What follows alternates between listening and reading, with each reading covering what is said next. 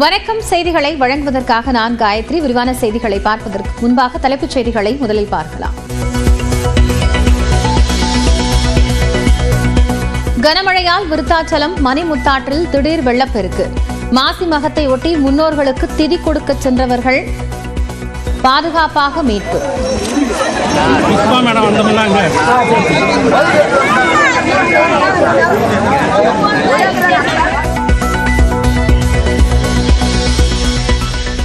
இளம் வயதினரின் திடீர் மரணத்திற்கு கொரோனா தடுப்பூசி காரணம் அல்ல.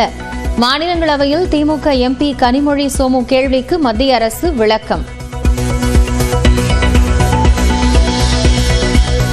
தமிழ்நாடு தலைமை தேர்தல் அதிகாரி அர்ச்சனா பட்நாயக் தலைமையில் வரும் 18ஆம் தேதி அனைத்து கட்சி கூட்டம். தேர்தல் நடைமுறைகளை வலுப்படுத்த யோசனைகளை தெரிவிக்கலாம் என அங்கீகரிக்கப்பட்ட தேசிய மற்றும் மாநில கட்சிகளுக்கு அழைப்பு. நீலகிரி, ஈரோடு, தேனி, திண்டுக்கல் உள்ளிட்ட 6 மாவட்டங்களில் இன்று கனமழைக்கு வாய்ப்பு. கோவை மாவட்டத்தின் மலைப்பகுதிகளிலும் கனமழை பெய்யக்கூடும்.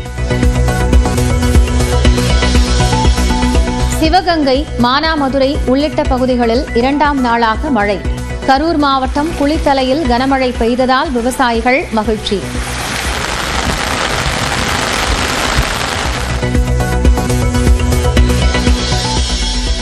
சேலம் சங்ககிரி அருகே கள்ளத்தனமாக மது விற்பவர்கள் மீது நடவடிக்கை எடுக்க கோரி பெண்கள் மறியல். சாலையில் கற்களையும் மது பாட்டில்களையும் வைத்து குழந்தைகளுடன் போராட்டம்.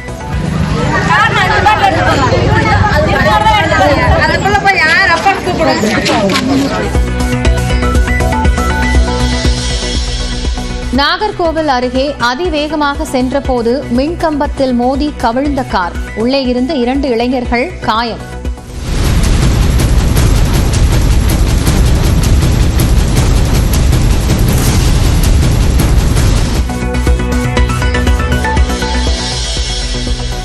கர்நாடக முதலமைச்சர் சித்தராமையா உடன் தொலைபேசியில் பேசிய தமிழ்நாடு முதலமைச்சர் மு.க. ஸ்டாலின். தென் மாநில மக்களின் பிரச்சினைகள் தொடர்பாகவும் ஆலோசிக்க உள்ளதால் 22ஆம் தேதி நடைபெறவுள்ள கூட்டத்தில் பங்கேற்குமாறு அழைப்பு. தொகுதி மறுசீரமைப்பிற்கு எதிரான கூட்டத்தில் பங்கேற்க வருமாறு கர்நாடக முதலமைச்சர் சித்தராமையா துணை முதலமைச்சர் டி.கே. சிவக்குமாரை அழைத்த தமிழக குழு. ஆந்திர முன்னாள் முதலமைச்சர் ஜெகன்மோகன் ரெட்டி, மேற்குவங்க எம்பி டெரிக் ஓ பிரையனுக்கும் அழைப்பு. இந்த முதலமைச்சர்களை சந்தித்து 22ஆம் தேதி கூட்டத்திற்கு அழைக்க சொன்னார். அழைத்திருக்கிறோம். அவர்களும் கலந்து கொள்கிறோம் என்று சொல்லியிருக்கிறோம். சென்னையில் மார்ச் 19 அனைத்து ஆட்டோ தொழிற்சங்க கூட்டமைப்பு சார்பில் வேலை நிறுத்தம். பைக் டாக்ஸியை தடை செய்ய கோரி போராட்டம். சென்னை அசோக் நகரில் உள்ள ஹரிஹன் இந்தியா லிமிடெட் நிறுவனத்திற்கு சொந்தமான இடங்களில் அமலாக்கத்துறை சோதனை. வேப்பேரியில் உள்ள பைனான்சியர் மோகன்குமார் வீட்டிலும் சோதனையில் ஈடுபட்டுள்ள அதிகாரிகள். புதுச்சேரியில் குடும்ப தலைவிகளுக்கான உதவித்தொகை 1000 ரூபாயில் இருந்து 2500 ரூபாயாக உயர்வு.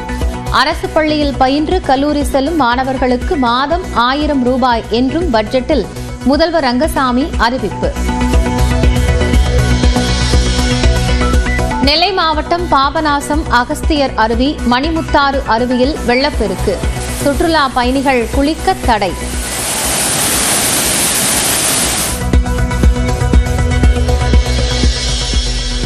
பாஜகவின் கருநாகராஜன், ஹெச் ராஜா உடன் எடப்பாடி பழனிசாமி சந்திப்பு. திருமண நிகழ்ச்சியில் சந்தித்து நலம் விசாரித்தார்.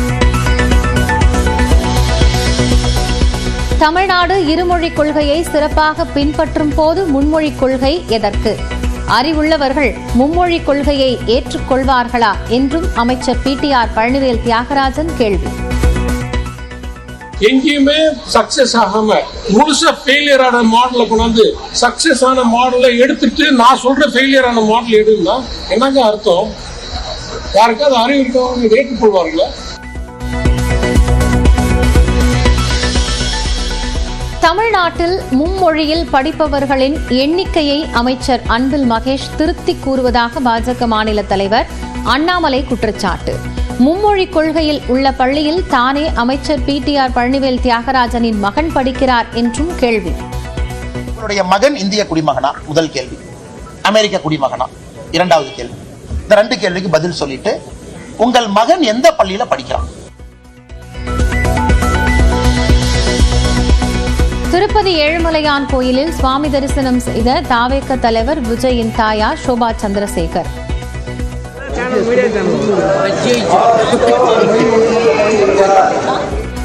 பிரசாதங்களை வழங்கி ஆசி கொடுத்த வேத பண்டிதர்கள்.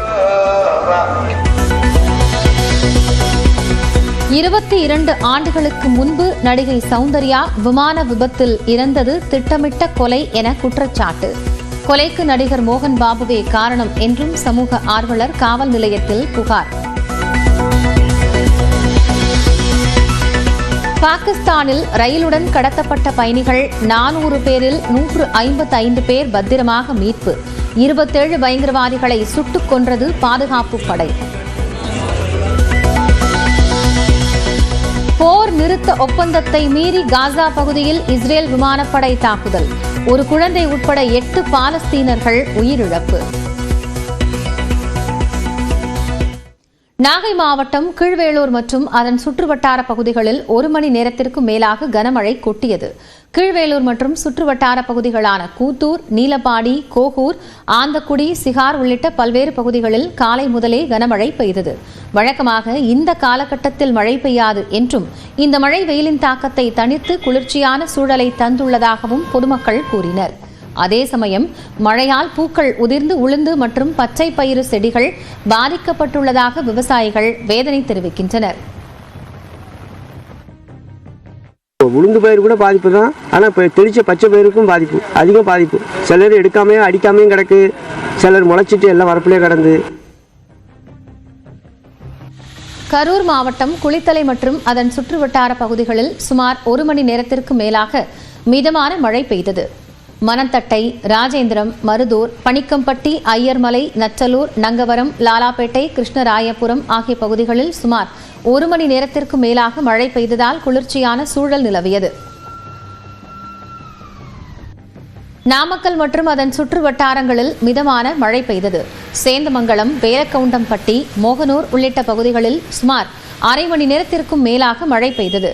கடந்த 15 நாட்களாக வெயில் வாட்டி வதைத்து வந்த நிலையில் இந்த மழை வெப்பத்தை தணித்து குளிர்ச்சியான சூழலை உருவாக்கியதாக மக்கள் மகிழ்ச்சி தெரிவித்தனர்.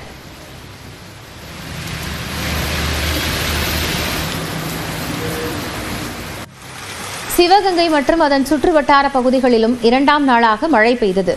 காஞ்சிரங்காள், வாணியங்குடி, பையூர் ஆகிய பகுதிகளில் பரவலாக மழை பெய்தது.